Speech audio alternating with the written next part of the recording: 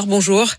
Vous êtes le député La France Insoumise des Bouches-du-Rhône et on voudrait avoir votre réaction ce matin au scénario de la peur.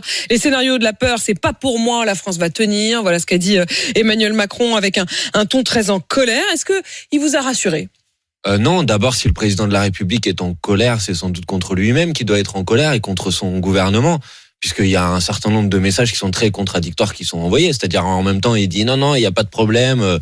Et en même temps, il cible celles et ceux qui, selon lui, seraient les responsables de la colère. Et dans le même temps, vous avez des décisions gouvernementales, vous avez des circulaires, vous avez des rendez-vous qui sont organisés par les préfets dans un certain nombre de départements pour organiser la possibilité de ces scénarios de délestage. Donc il faut savoir, soit c'est une hypothèse crédible, soit c'est pas une hypothèse crédible.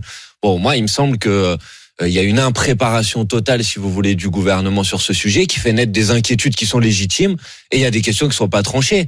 Il y a eu cette histoire des patients prioritaires, il y a la question qui est posée des numéros d'urgence, il y a la possibilité, s'il y a des délestages dans certains endroits, qu'on puisse plus avoir accès au réseau téléphonique et aux services d'urgence qu'on peut appeler. Bref, il y a plein de sujets où on se demande quand même pourquoi le gouvernement les a pas. Donc vous considérez que le fait de poser ces questions, ce n'est pas installer une peur ou une manière de gouverner par la peur ?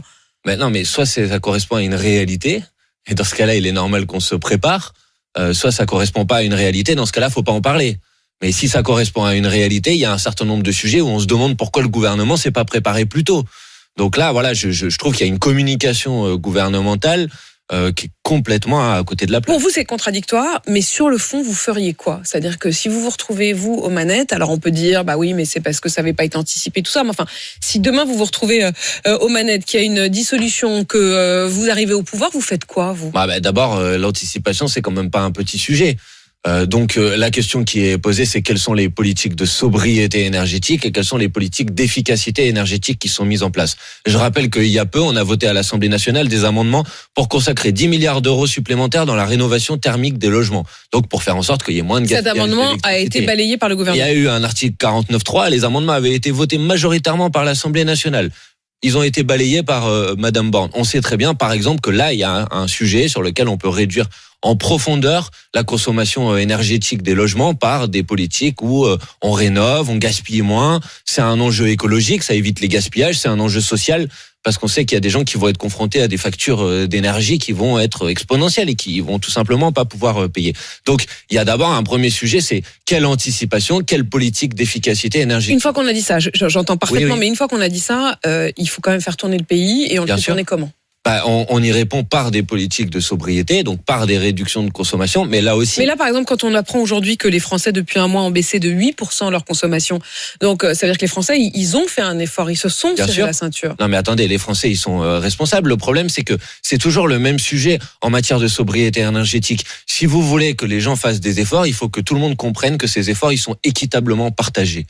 C'est-à-dire que on met d'abord à C'est pas le cas aujourd'hui. Clairement, quand vous avez, pour donner un exemple qui peut vous paraître anecdotique, mais quand vous avez des immeubles de bureaux qui restent allumés la nuit, quand vous avez des publicités numériques qu'on voit partout dans les grandes villes qui restent allumées à longueur de journée et même parfois la nuit. Alors il y a eu une circulaire pour dire qu'entre 1h et 6h du matin, on coupe les panneaux publicitaires, mais on peut le faire de manière beaucoup plus générale. Après, pour vous, on les coupe tout court ? Il me semble Tant pis. que s'il y a une difficulté, on arrête la pub pendant 6 mois.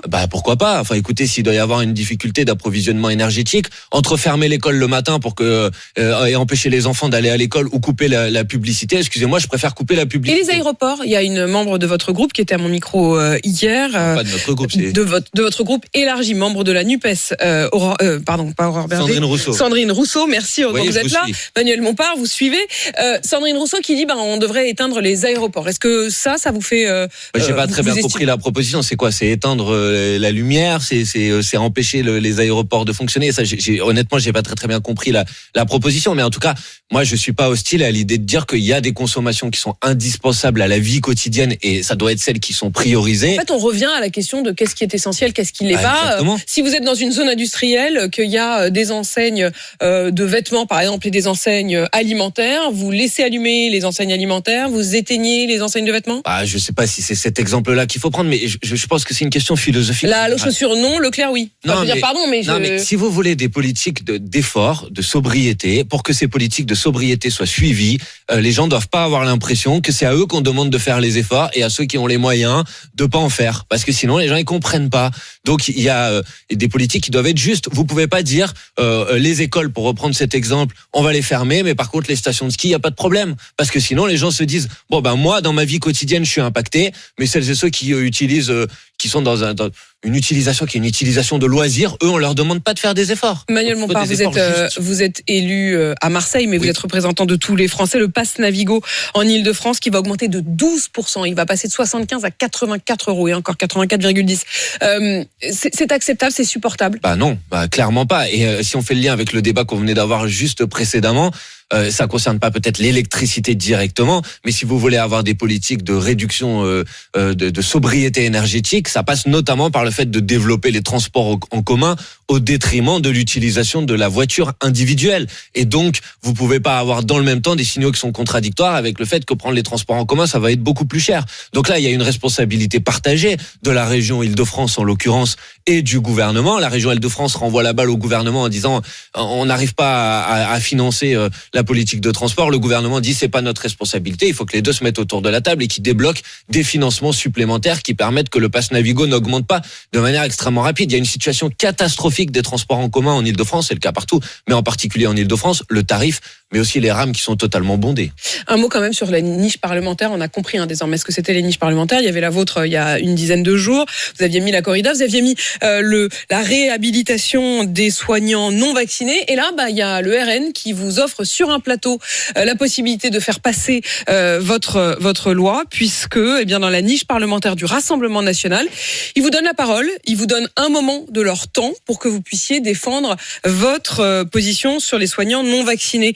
Vous allez accepter cette main tendue du RN? On va en discuter, mais d'abord, excusez-moi, la présentation des faits, c'est pas tout à fait ça. Le Rassemblement national a pris la décision tout seul dans son coin de dire qu'il voulait reprendre le texte qu'on avait mis dans notre niche parlementaire. C'est-à-dire votre texte. Ils nous ont pas demandé notre avis. C'est eux qui ont décidé tout seuls.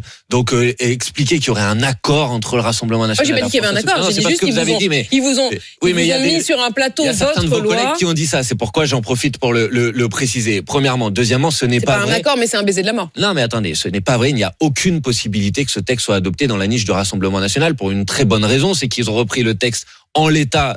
Or, le gouvernement y avait déposé plus de 300 amendements. En moyenne, à l'Assemblée nationale, on considère qu'on examine 20 amendements par heure. Effets. Mais bien sûr, donc il est totalement impossible. Il faudrait 15 heures d'examen de ce texte pour qu'il puisse être adopté. Donc, le sujet n'est pas là. Donc maintenant, nous... Mais vous défendrez quand même votre texte? Non, je ne sais pas. Pendant le temps de la niche parlementaire RN? Moi, pas sûr. Si c'était vous le feriez pas. Très précis, je vais vous dire les choses précisément. Je souhaite que le plus rapidement possible, la France décide de réintégrer les soignants suspendus. Tout le monde le fait en Europe. Il reste plus que la Grèce et la France qui le font pas. L'Italie va le faire, l'Allemagne va le faire. Tous les autres pays sont en train de le faire.